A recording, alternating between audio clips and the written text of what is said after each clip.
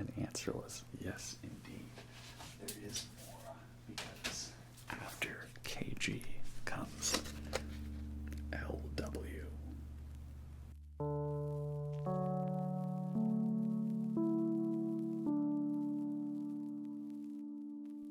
So I would do my normal intro, but this is supposed to be like one long video that I secretly split into 2 parts without telling you, just to get the hype train going. So let's just keep going right where we left off.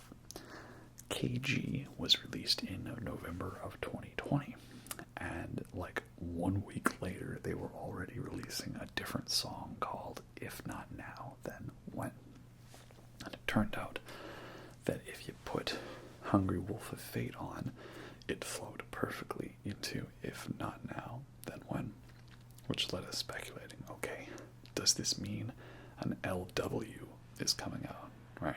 Because the intro song was KGLW, and the artwork kind of looked like there was something more to the picture on the side, and it cut off at the end, and all of a sudden there was another song. What was happening? Well, actually, yes. Turns out that LW was coming out, and it came out in February of 2021. And the final orders took a little longer on that one, but I got my copy, so we got it here to review. Obviously, I'm still drinking the same beer that I had from the previous one, because this is all just one video, so you know. Solaris White Peach Ale. Delicious. So, LW then is volume 3 of the explorations into microtonal tuning. And much like KG, this one they put it in this 100% recycled cardboard sleeve as an alternative to the typical plastic sleeves that records have on. Here we go. There is LW with this lovely glossy shiny finish to it, and the little side sleeve that has the track listing on it, and then on the back just the inverse photo. So let's see if I can do this on camera. It might be a little tricky from my angle, but we have here my copy of KG and my copy of LW, and I want to show you like one of the most satisfying things that there is. If I can just make sure I've got the angles right on these. Okay, KG, LW, let's put that together. How's that look? Does it look good? Can you see it? Can you see how they match up perfectly? Look at that. Isn't that beautiful? They were made for each other. That's why I had to make sure I got both pressings from Flightless, because otherwise it just wouldn't make sense to have one of a different type. And then you can do the same thing with the back album arts. Though it is a little odd, an odd life, that the KG in the background is still kind of backwards. Or like, you know, you see how the KG is like behind LW when the other way it's in front of it. That doesn't really make sense. But oh well, whatever. It's a really cool combo, you know. So, but we already talked about KG, and it's a fun album. Let's talk about LW. So, there's the volume 3, by the way. So, LW, it's continuing along the sound of KG, and what I didn't mention when talking about KG, because I kind of saved it for talking about LW, but I really, really love the sound of these 2 albums. Like, the microtonal stuff on FMB was really cool, and I think I like FMB by itself more than KG or LW individually. But if I counted them as one big album, I might like that more, to be honest, because some of the stuff is so good. me, that's because after FMB, they did a bunch of different experiments in some other styles, right? You had jazz with sketches, and you had weird polyrhythm tool stuff with Polygon Dwanaland, and the boogie stuff on Fishies, and the thrash metal, doom metal stuff on Infest the Rat's Nest. And now I feel like with KGLW that they basically took everything they did after Microtonal Banana and then went back and then put it all together into one. Like, you'll listen to a song like Some of Us, and it's got the microtonal stuff, but it's got the weird jazzy drumming polyrhythm stuff, like all the little beats and the percussion hits to it. But you also got Hungry Wolf of Fate that has the doom metal sound to it.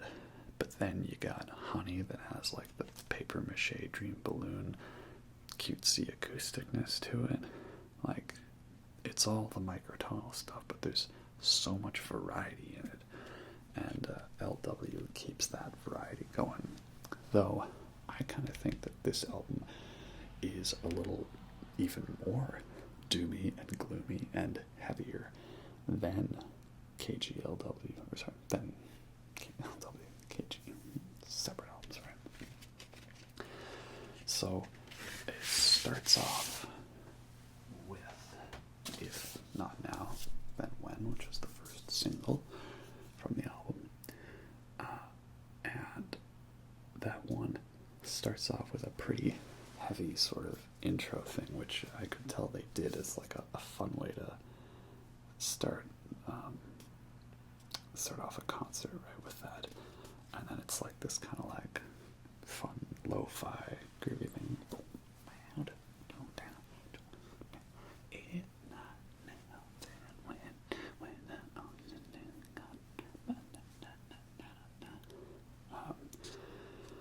So that's really good. And again, it's just like saying, hey, like, stuff's getting worse, stuff's getting bad, we need to do something. And then that sort of ends abruptly and goes into one, which starts off kind of pretty chill and then gets into a very nice heavy sounding riff.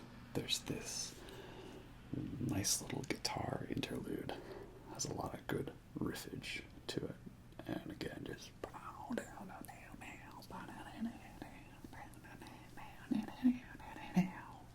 I could geek out about so many of these songs. Pleura keeps that sort of aggressiveness going. There is what I have to believe is absolutely a slam towards Donald Trump. That is Orange Baby, always squealing, cradle snatch, the new world fading, right? Pleura is, again, another song that I feel has to be kind of coronavirus inspired. That kind of aggressive attitude, that anger towards like the conspiracy theorists and the people just refusing to do anything to help out society, and just, going all like it's all about me, me, me. And it's the last lyric, like, eager to assimilate, and I choose you to walk on your pleura. Cheat me out, living my life. I exercise my right to die. Right? Like, it's my freedom to choose that I will die. Because America, yeah. Because this is the world. This is what we do. My freedoms. Won't someone think of my constitutional rights? Yeah, if giving you your rights endangers others, maybe it's not the best choice. And then we got Supreme Ascendancy, right? How can you get away with a murder scot-free when you're found guilty in the first degree? Great Ambrose song on there. I know a lot of people, that's their favorite out of both albums, and it's not mine, but I really like it a lot. And then we have what was a song that just kind of floored me with how much I loved it, and that's Static Electricity. It's such a groove to it. And it starts off very like acoustic and starts building more, and then you get some really great, crazy electric shredding solos at the end of it.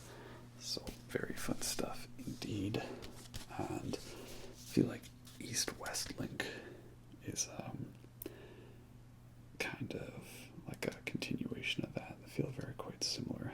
So I kind of like to consider them as one song. Ataraxia is a Joey song, and that one is like probably one of the most Tool sounding songs that King Gizzard has done. There's like the bit in the middle where it's like that riff, like dun dun dun dun dun dun dun dun dun dun dun. Now there's the drums, and that keeps going while there's like that weird sound. I'm not sure what instrument that is. Stu's credited as guitar, organ, sitar, pungi, flute, and baklama. But it's a cool sound. And then you got See Me, which is just a pretty fun, straightforward song. Really good one. And then we get to the final song, which is also titled KGLW. So funny enough, I had seen like some comment, like someone saying like, oh, last song better be like a 9-minute stoner doom metal song. And I thought like, yeah, that'd be cool. And then I read some like pre-release thing that was like, the album ends with KGLW, a 9-minute stoner doom metal song. And I was like, oh, fuck, oh, that's real. And then they did that show, like right before the album release, where they played a whole bunch of songs from the album live, because they're doing concerts in Australia right now. And in America. They've got concerts and tours scheduled. And then there's Canada. I know, right? In this time situation, me complaining about, I want to go to a concert, I want to go to a movie theater. I know that's quite privileged first world problems sort of thing. I know I should be caring about more things like, is my family safe, right? Am I in good health? Have I updated my subscribers recently? That sort of thing. The things that really matter, not movies or concerts, right? Or, how are the shopping malls doing? Are they okay, right? Because we don't care about arts and culture, Fuck arts. We don't care about arts. That stuff matters. But I still want to go to a concert. Especially when the King Gizzard Canada America tour has been delayed for like 2.5 years at this point. I'm sorry. I'm privileged, I know. Anyway, back on topic. So yeah, they did that live, and I was like, holy shit. It starts off with the riff from the KGLW intro, and then all of a sudden it goes into like a hardcore stoner doom metal version of that, and the lyrics are just KGLW, KGLW, KGLW, KGLW. When the glass come out, cage me too. I'm an animal too. So, yeah, it's a fun song. Mostly instrumental with just that one lyrical part to it. But there's so many different riffs and little variations on them, and it's got this like sort of more up-tempo bit in the middle. Just keeps the whole thing very interesting. I mean, I do like it. I'm not sure if I like it as much as Hunger Wolf of Fate, which is a little more short and to the point, but it's pretty awesome nonetheless. I have to point out, by the way, some of the hilarious credits on the liner notes here. Joey is credited as playing MRI machine, hydraulic hammer, drawbridge, chainsaw, nail gun, and angle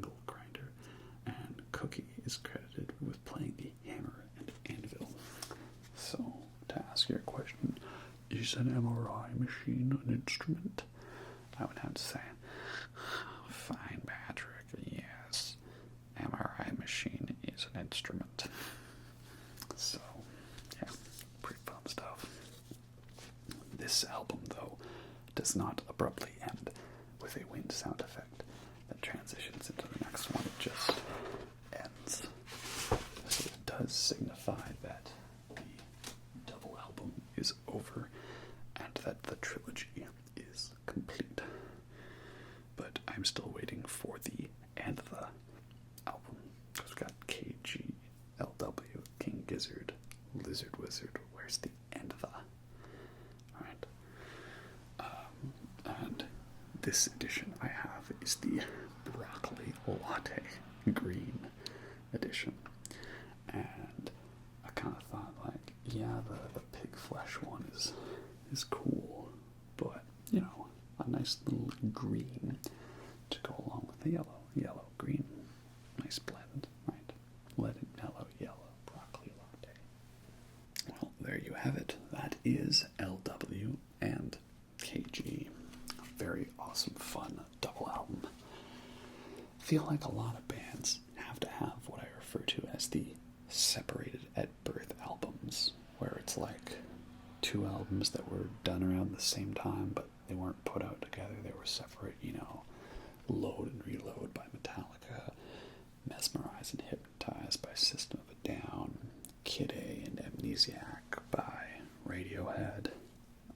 Albums like that where they kind of both came from the same sessions, and now we've got KGLW from King Gizzard and the Lizard Wizard.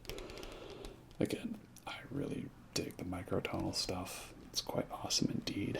If I consider them separate albums, probably wouldn't place them as high as Flying Microtonal Banana or Naga and Infinity. Maybe around the Polygon Dwanaland sort of range. But if we are considering it one big album, then I think it's like right beneath Murder of the Universe for me, because I dig the spoken word passages. Now, again, this is the reason why I put these videos out as individual reviews, because King Gizzard is still making music at quite frequent a rate. Like, I almost had the complete collection, and then they announced KG, and then before I even got my copy of KG, they announced LW, and then just as my LW copy showed up, like a day later, they announced Butterfly 3000. I don't know what the timeline of me editing these reviews and releasing them is gonna be, so who knows, maybe by the time this video is actually released, I've already listened to Butterfly 3000 and they may have announced something else. Like, they put out 5 albums in 2017, and the timeline was like 1 in February and 1 in June, and that's currently what we've got. They're not going to be touring in October, so you guys better make it up for me with an album. Like, I don't know how they're going to do those Red Rock shows where they play like a song from every album, because now they're going to have like at least 3 more to throw on there. I honestly don't know. I can't make any predictions about anything these days. I thought that the dumbest thing that was going to happen during a pandemic was people hoarding toilet paper. How quaint. So, yeah, at the time of filming this, LW is the most recently released King Gizzard album, and I don't know what the future holds. But by the time this is released, things will have probably changed, which is, again, the reason why I gave each album its own video, so that they can stay in their own video and not be out of date. Like, that's all, folks. So, we'll see what happens from here. I don't know. But yeah, we're done with microtonal stuff. Let's move on to something new. Something that sounds like King Gizzard does Plantasia. Interesting, to say the least. Anyway, that's all I got for you on the King Gizzard stuff. So hope you all enjoyed that.